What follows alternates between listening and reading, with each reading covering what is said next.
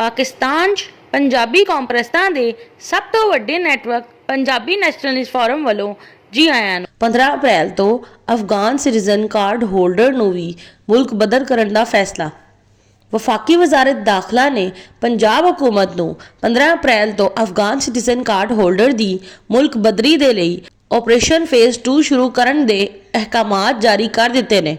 वफाकी सैकटरी दाखला आफ्ताब दुरानी दी जेरे सदारत वीडियो लिंक इजलास च होम सैकटरी पंजाब नूरुल अमीन मैंगल समेत महकमा दाखला दे दीगर आला हुकाम ने शिरकत की। वफाकी हुकूमत दी तरफों पंजाब नू Afghan citizen card holder ACC दी फहरिस्तां फराहम कीतियां जाणगियां जिन्हां नू पुलिस ते दीगर कानून नाफज करन वाले इदारियां दे नाल शेयर किया जाएगा।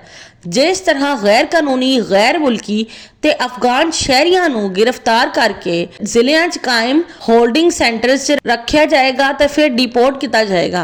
इसी तरह ACC कार्ड होल्डर्स नू भी पहले रजाकराना तौर ते वापस अफगानिस्तान जाने दे लई कहा जाएगा, जिस दे बाद इन्हां नू गिरफ्तार करके डिपोर्ट किया जाएगा। हुण तक 4 लाख तो जायद गैर कानूनी गैर मुल्की अफगान बाशिंदियां नू डिपोर्ट किया जा चुका है। अफगान सिटीजन कार्ड होल्डर का डाटा वफाकी हुकूमत के कोल मौजूद है, जिस दी वजह तो माजी च गैर कानूनी गैर मुल्कियां नू भी ट्रेस करन च जो मुश्किलात दरपेश आईयां ने वो हुण नहीं आणगियां।